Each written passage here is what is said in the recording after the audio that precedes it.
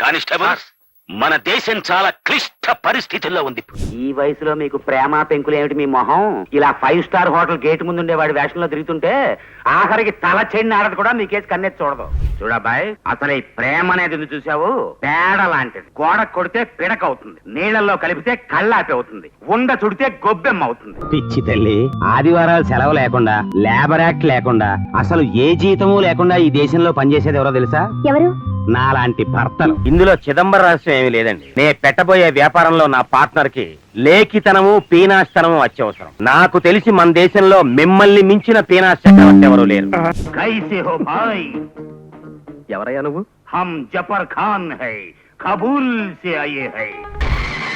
కొమ్ములు మొలిచిన దేముణ్ణి, కొత్త దేముణ్ణి. నా పేరు మైతాస్. ఈరోజు మనం ఒక స్టార్ విలన్ జీవిత కథ తెలుసుకుందాం. ఆ స్టార్ విలన్ ఎవరు, ఏంటి ఆయన లైఫ్ స్టోరీ తెలుసుకునే ముందు మీరు ముందుగా మా ఛానల్ని సబ్స్క్రైబ్ చేయండి. కంటెంట్ నచ్చితే లైక్ చేయండి, కామెంట్ చేయండి, 10 మందికి షేర్ చేయండి. దేశం చాలా క్లిష్ట పరిస్థితుల్లో ఉంది ఇప్పుడు. సరోజ ఒంటరిగా వెళ్తుంటే 4 కుర్రాళ్ళు కాపు కాసి సరోజ మీద అటాక్ చేశారు. ఈ వాయిస్ మీరు చాలాసార్లు చాలా మందికి వినే ఉంటారు. అలాంటి పెక్యులర్ వాయిస్ ఉన్న నటుడే ఈరోజు స్టార్ విలన్ లో మీకు పరిచయం చేస్తున్నాను. ఆయన ఎవరో కాదు, నూతన్ ప్రసాద్. తెలుగు సినిమా రంగంలో విలన్ పాత్రలకు కొత్త వరవడిని తీసుకొచ్చిన నటుడు తాడినాడ వరప్రసాద్. ఆయన్ని నూతన్ ప్రసాద్ అంటారు. నూతన్ ప్రసాద్ ఆ పేరు ఎందుకు ఎలా వచ్చిందంటే, ఫస్ట్ డైరెక్టర్ దగ్గరికి వెళ్ళేసరికి ఆయన కొత్తగా చేసి చూపించడం అలవాటు చేసుకున్నాడట. అప్పటి నుంచి ఏమయ్యా నువ్వు ప్రతిసారి ఏది ఇచ్చిన టాస్క్ నూతనంగా చేస్తున్నావయ్యా, అందుకని నీ పేరు ఇప్పటి నుంచి నూతన్ ప్రసాద్ అని ఇండస్ట్రీకి వచ్చాకే నూతన్ ప్రసాద్ గారికి ఈ పేరు వచ్చిందనమాట. అయితే నూతన్ ప్రసాద్ గారు ఎక్కడ పుట్టారు అంటే 1945 డిసెంబర్ 12న ఆంధ్రప్రదేశ్లోని కైకలూరులో జన్మించాడంట నూతన్ ప్రసాద్. తన నటనా ప్రతిభతో తెలుగు సినిమా అభిమానుల హృదయాల్లో చిరస్థాయిగా నిలిచాడు నూతన్ ప్రసాద్. సుమారు 100 చిత్రాల్లో నటించిన అతను విలన్ కాదు, హాస్య నటుడు కూడా, మరియు సహాయ నటుడుగా కూడా తన వైవిధ్యతను చాటుకున్నాడు. స్టార్ విలన్ యూట్యూబ్ సిరీస్ లో భాగంగా నేను ఆయన జీవిత చరిత్రను మీ ముందుకు తీసుకొస్తున్నాను. నూతన్ ప్రసాద్ యొక్క జీవిత ప్రయాణాన్ని, అతని సినీ కెరీర్ ని మరియు తెలుగు సినిమాపై అతను చూపిన అమితమైన ప్రభావాన్ని వివరిస్తుంది. అతని డైలాగులు, ఆయన నటనా శైలి మరియు స్థిరత్వం అతన్ని ఒక నిజమైన స్టార్ విలన్ గా నిలిపాయి. నూతన్ ప్రసాద్ గారి బాల్యం గురించి తెలుసుకోవాలంటే, ఆయన బాల్యం మరియు నటన ఆరంభం కైకలూరు, కృష్ణా జిల్లాలోని ఒక నిర్మలమైన పట్టణంలో జన్మించారు నూతన్ ప్రసాద్. సాంస్కృతిక వాతావరణంలో పెరిగాడు. అతని కుటుంబం సాధారణమైనదే అయినప్పటికీ చిన్నతనం నుండే కళల పట్ల అతనికి అపారమైన ఆసక్తి ఉండేది. స్థానిక నాటక ప్రదర్శనలు మరియు సాంస్కృతిక కార్యక్రమాలు అతని బాల్యంలోనే ముఖ్యమైన భాగంగా ఉండేవటండి. గుంటూరులో అతను నా ఓటు అనే నాటకంలో పాల్గొనడం ద్వారా తన నటనా జీవితాన్ని ప్రారంభించాడు నూతన్ ప్రసాద్ గారు. ఈ నాటకం అతనికి తన నటనా నైపుణ్యాలను పరీక్షించడానికి ఒక వేదిక అయింది. అతని డైలాగ్ డెలివరీ, భావోద్వేగ నటన మరియు సాధ్యమైన ప్రదర్శన శైలి అతన్ని సినిమా రంగం వైపు నడిపించాయి. 1973లో అక్కినేని నాగేశ్వరరావు నటించిన అందాల రాముడి చిత్రంతో నూతన్ ప్రసాద్ గారు తెలుగు సినిమా రంగంలో అడుగుపెట్టారు. ఈ చిత్రంలో అతని పాత్ర చిన్నదైనప్పటికీ అది అతనికి ఇండస్ట్రీలో ఒక గుర్తింపుని తెచ్చిపెట్టింది. ఆయన తదుపరి చిత్రం నీడలేని ఆడదిలో కూడా మంచి గుర్తింపు పొందాడు. కానీ 1975లో విడుదలైన ముత్యాల ముగ్గు చిత్రం అతని కెరీర్లోనే ఒక మైల్ రాయిగా నిలిచింది. ఈ చిత్రంలో రావుగోపాలరావుతో పాటు ఆయన కూడా విలన్ గా నటించాడు. తన పాత్రకు ఒక విశిష్టమైన ఆకర్షణని జోడించాడు నూతన్ ప్రసాద్ గారు. అతని నటనా శైలి, ముఖ్యంగా ఆయన డైలాగ్ డెలివరీ ప్రేక్షకుల్ని విపరీతంగా ఆకట్టుకుంది. విడాకులు ఇవ్వటం నాకేం కొత్త కాదండి. ఇది వరకు నేను ఎన్నో పెళ్లిళ్ళు చేసుకున్నాను, కానీ ఇన్నాళ్ళు ఎవరితోనూ కాపురం చేయలేదు. దాంతో ముత్యాల ముగ్గు సినిమాతో స్టార్ట్ చేసిన విలనిజం ఎన్నో విలన్ పాత్రలకి దారితీసింది. అక్కడి నుంచి నూతన్ ప్రసాద్ గారు ఆగలేదు, స్టార్ విలన్ గా ఎదిగాడు. 1970లో చివరిలో మరియు 1980లో తెలుగు సినిమా ఒక స్వర్ణయుగాన్ని అనుభవిస్తున్న రోజుల్లో నూతన్ ప్రసాద్ తన కెరీర్లోనే అత్యున్న స్థాయికి చేరుకున్నాడు. అతని విలన్ పాత్రలు కేవలం భయంకరమైనవి మాత్రమే కాక వాటిలో ఒక విశిష్టమైన ఆశ ధోరణి కూడా ఉండేది. ఇది అతన్ని ఇతర విలన్ నటుల నుండి వేరు చేసింది. 1980లో విడుదలైన రాజాది రాజు చిత్రంలో అతను సైతాన్ పాత్రలో నటించాడు. మరియు ఈ చిత్రంలోని కొత్త దేవుడండే బాబు కొత్త దేవుడండే పాట అతనికి ఒక సాంస్కృతిక చిహ్నంగా నిలిచింది. కొత్త దేవుడండి, కొంగొత్త దేవుడండి. అతని డైలాగులు.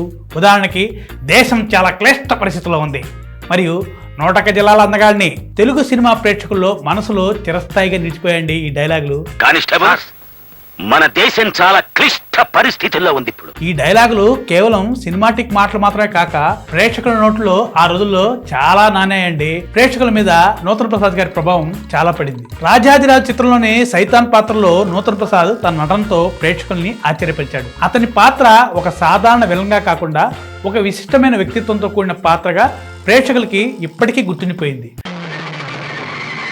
కొమ్ములు మొలిచిన డ్యాముణ్ణి, కొత్త డ్యాముణ్ణి, నా పేరు మైతో. నన్ను మరీ పొగిడేస్తున్నావు శిశువా. నన్ను దగా చేసి ఫోన్లు చేస్తావా? నిన్ను నిన్ను చంపేస్తాను. అతని హాస్యాత్మక టైమింగు, డైలాగ్ డెలివరీ మరియు ముఖ కవళికలు ఈ పాత్రని ఒక ఐకానిక్ విలన్ పాత్రగా మార్చాయి. ఈ చిత్రం తర్వాత ఆయన ఎన్టీ రామారావు, అక్కినేని నాగేశ్వరరావు, కృష్ణ మరియు చిరంజీవి వంటి అగ్రశ్రేణి నటులతో కలిసి నటించాడు. పట్నం వచ్చిన ప్రతిభతలు, ఖైదీ, మగమహారాజు, శ్రీవారికి ప్రేమలేఖ, కథానాయకుడు మరియు అహనా పెళ్ళంట వంటి హిట్ చిత్రాల్లో నటించాడు నూతన్ ప్రసాద్ గారు. అహనా పెళ్ళంట చిత్రంలో అతని హాస్య పాత్ర అతని వైవిధ్యతను మరింత స్పష్టం చేసింది. ఈ చిత్రంలో అతను విలన్ గా కాకుండా ఒక హాస్య పాత్రలో నటించి ప్రేక్షకుల్ని మరింతగా నవ్వించాడు. అంటే వాడు నా కొడుకు. బూతులేమిటయ్యా? నీకు కూడా ఏమైనా క్రాక్ ఉందా?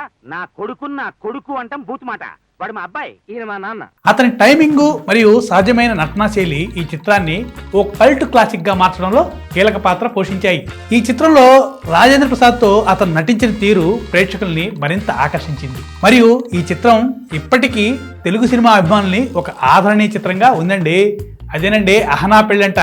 బ్రహ్మానందం గారి క్యారెక్టర్ కానీ, కోటా శ్రీనివాసరావు గారి క్యారెక్టర్ కానీ, రాజేంద్ర ప్రసాద్ క్యారెక్టర్ కానీ, తర్వాత నూతన్ ప్రసాద్ గారి క్యారెక్టర్ కానీ ఎవరూ మర్చిపోలేరు.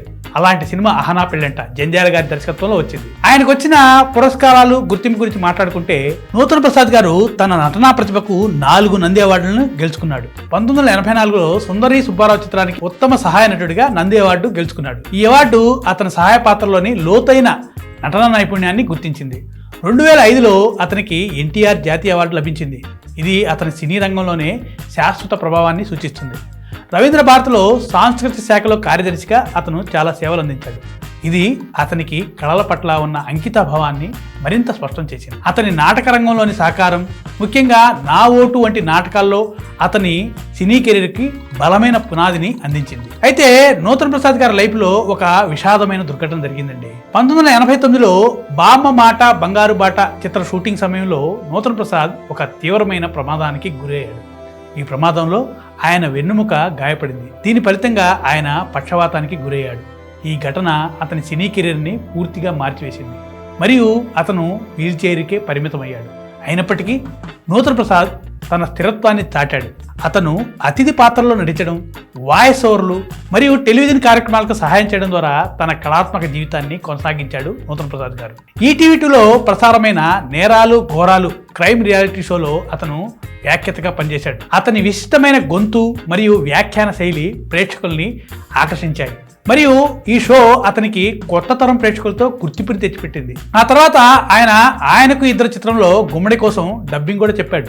తన గొంతు ద్వారా తన కళాత్మక సామర్థ్యాన్ని చాటాడు. ఈ కాలంలో అంత స్థిరత్వం మరియు అంకిత భావం అతన్ని అందరికీ ఒక ప్రేరణగా నిలిపాయి. ఆయన రాజకీయ జీవితం మరియు వ్యక్తిగత జీవితం గురించి మాట్లాడుకుంటే ఎన్టీ రామారావు గారికి నూతన్ ప్రసాద్ గారు గొప్ప అభిమాని. నూతన్ ప్రసాద్ తెలుగుదేశం పార్టీలో చేరి పార్టీ కోసం చురుకుగా ప్రచారం చేశాడు. అతని సినీ గుర్తింపు అతని రాజకీయ జీవితంలో కూడా సహాయపడింది అనమాట. మరియు అతను ప్రజలతో సులభంగా కనెక్ట్ అయ్యాడు. అయితే 1989లో జరిగిన ప్రమాదం తర్వాత అతని రాజకీయ జీవితం తగ్గుముఖం పట్టింది. కానీ ఆయనకి కళల పట్ల ఉన్న అంకిత భావం మరియు ఆయనకున్న అడ్డంకుల్ని అధిగమించే ధైర్యాన్ని ఇచ్చింది. నూతన్ ప్రసాద్ గారు 2011 మార్చి 30న 65 సంవత్సరాల వయసులో దీర్ఘకాల అనారోగ్యంతో మరణించాడు. అయినప్పటికీ అతని సినీ సహకారాలు ఇప్పటికీ ప్రేక్షకుల హృదయాల్లో జీవించి ఉన్నాయి. అతని డైలాగులు 2021లో విడుదలైన 101 జిల్లాల అందగాడు చిత్రానికి స్ఫూర్తినిచ్చాయి.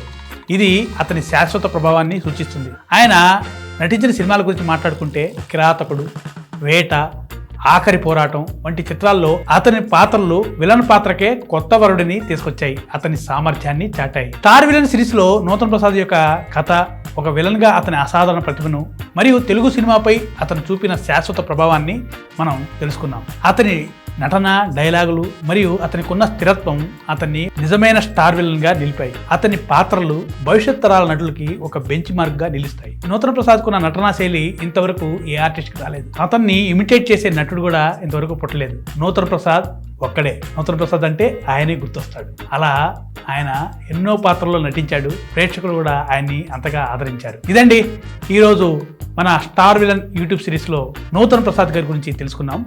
మరొక ఎపిసోడ్ లో మరొక స్టార్ విలన్ గురించి తెలుసుకుందాం. నూతన ప్రసాద్ గారి జీవిత చరిత్ర మీకు నచ్చితే లైక్ చేయండి, కామెంట్ చేయండి, 10 మందికి షేర్ చేయండి. అలాగే మీకు నచ్చిన విలన్ ఎవరు, ఆయన జీవిత చరిత్ర తెలిస్తే కామెంట్లో మాకు షేర్ చేయండి.